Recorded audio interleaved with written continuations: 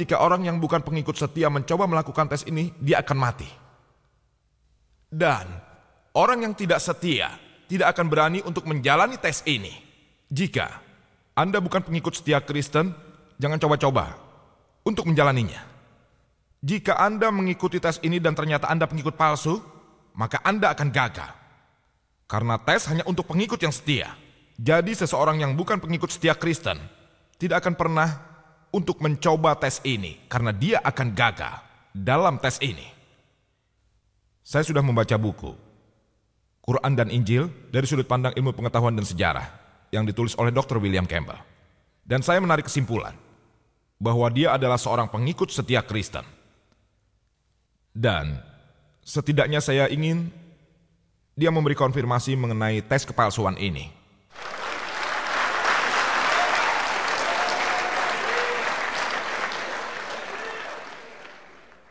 Tolong jangan disalahartikan. Saya tidak akan meminta Dr. William Campbell untuk meminum racun. Saya tidak ingin membahayakan diskusi ini. Saya hanya akan memintanya berbicara dalam bahasa asing. Bahasa asing yang saya maksud itu adalah sebuah bahasa baru. Bahasa baru. Sebagian dari Anda mungkin sudah tahu kalau India memiliki lebih dari 100 bahasa dan dialek. Saya hanya meminta beliau untuk mengatakan 3 kata ini. 100 rupiah. Dalam 17 bahasa resmi. Hanya ada 17 bahasa resmi di India, dan untuk mempermudah Dr. William Campbell, saya mempunyai sebuah catatan 100 rupiah yang ditulis dalam 17 bahasa. Semuanya ada di sini.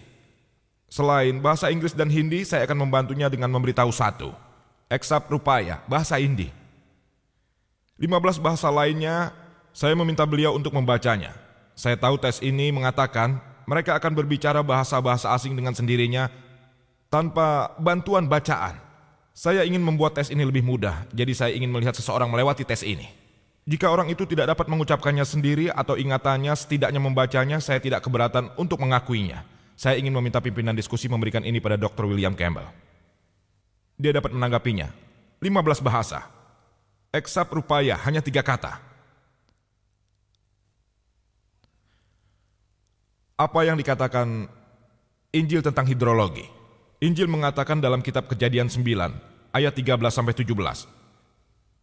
Setelah Tuhan, pada saat Nuh menenggelamkan bumi dengan banjir lagi, sekarang kita tahu kalau pelangi disebabkan oleh pembiasan cahaya matahari dengan hujan atau halimun. Tentu saat sebelum Nabi Nuh pasti ada ribuan pelangi.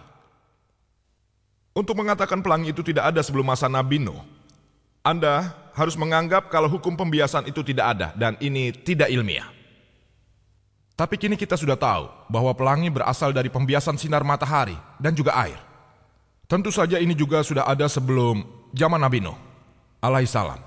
Untuk mengatakan bahwa pelangi tidak ada sebelum zaman Nabi Nuh, itu berarti tidak ada hukum pembiasannya juga. Di bidang kesehatan, Injil mengatakan dalam kitab Imamat ke-14 ayat 49-53 bahwa sebenarnya cara baru untuk membasmi wabah lepra di rumah. Di situ dikatakan, ambil 2 burung, bunuh 1 burung, ambil kayu, ukur, dan masukkan burung yang masih hidup itu ke dalam air. Lalu setelah itu perciki rumah 7 kali dengan air tersebut. Memerciki rumah dengan darah untuk membasmi wabah lepra. Apa Anda tidak tahu bahwa darah adalah media kuman, bakteri dan juga toksin? Saya berharap Dr. William Campbell tidak menggunakan cara ini untuk mensterilkan ruang operasinya. Dalam kitab Imamat ke-12 ayat 1-5. Dan kita tahu secara medis bahwa setelah seorang ibu melahirkan, dia tidak menjadi higienis, menyebutnya tidak bersih secara agama. Saya tidak keberatan. Namun Imamat ke-12 ayat 1-5 mengatakan, setelah seorang wanita melahirkan anak laki-laki, dia tidak akan bersih selama 7 hari, dan masa tidak akan bersih ini akan berlangsung selama 33 hari atau lebih. Jika dia melahirkan anak perempuan, dia tidak akan bersih selama 2 minggu, dan masa tidak bersih ini akan berlangsung selama 66 hari. Jadi kesimpulannya, jika seorang wanita melahirkan anak laki-laki, dia tidak bersih selama 40 hari. Dan jika dia melahirkan anak perempuan, dia tidak bersih selama 80 hari. Saya ingin Dr. William Campbell menjelaskannya secara ilmiah. Bagaimana mungkin seorang wanita tetap tidak bersih setelah dia mengalami 2 kali masa menstruasi? Injil juga mempunyai tes yang bagus berkaitan dengan perzinahan.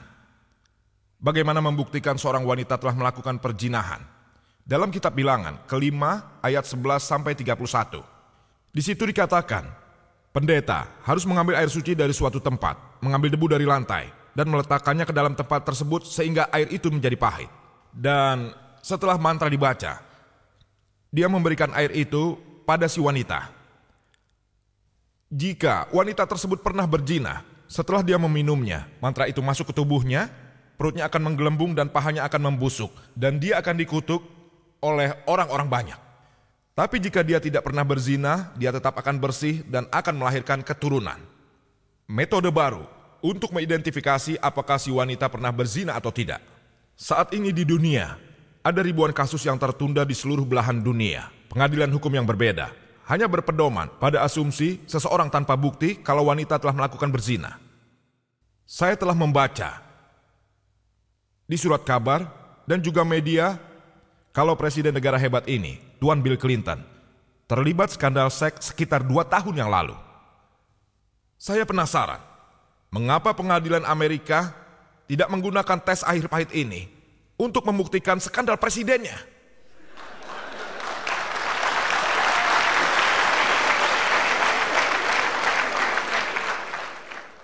Dia pasti akan segera dibebaskan tanpa hukuman. Mengapa misionaris Kristen dari negara besar ini, terutama mereka yang berkecimpung di bidang kesehatan seperti Dr. William Campbell, tidak menggunakan tes air pahit ini untuk menebus presiden mereka secepatnya?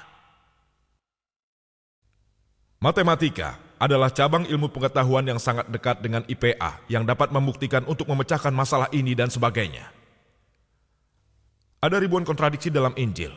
Ratusan berkaitan dengan matematika, saya akan menyinggung di antaranya. Disebutkan dalam Ezra kedua ayat 1 dan Nehemia ke-7 ayat 6 bahwa ketika orang-orang kembali dari pengasingan dari Babylon, saat Raja Nebukadnezar dari Babylon membebaskan orang-orang Israel dari tahanan, dan daftar orang-orang tersebut diberikan. Daftar tersebut tercantum dalam Ezra 2, yaitu pada ayat kedua sampai 63, dan Nehemia 7 ayat 7 sampai 65. Daftarnya diberi nama dan nomor orang yang dibebaskan. Dalam 60 ayat ini terdapat tidak kurang dari 18 kali. Namanya sama, tapi nomornya berbeda. Terdapat tidak kurang dari 18 pertentangan dalam kurang dari 60 ayat dari 2 bab ini.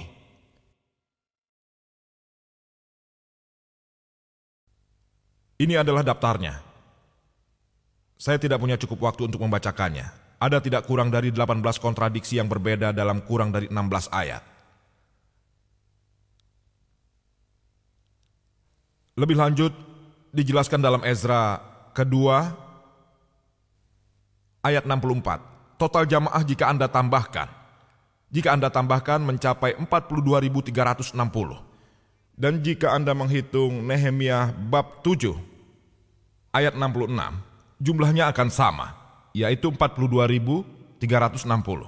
Namun, jika Anda menghitung semua ayat ini, yang juga merupakan PR saya, ini daftar Ezra, dan ini daftar Nehemia. Ezra bab 2 dan Nehemia bab 7. Ini merupakan pekerjaan rumah untuk saya. Pada Ezra bab 2, tidak mencapai 42.360, tapi hanya 29.818. Dan jika Anda menghitung Nehemia bab 7, bahkan tidak mencapai 42.360, hanya 31.089.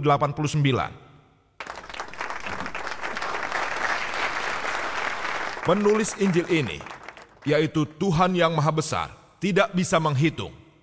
Tapi jika Anda tanyakan ini pada seorang lulusan SD pun akan dapat menjawabnya dengan benar. Anda dapat menjumlahkan 60-an ayat ini dengan mudah. Tuhan yang maha besar tidak mengerti penjumlahan. Nauzubillah. Tapi jika kita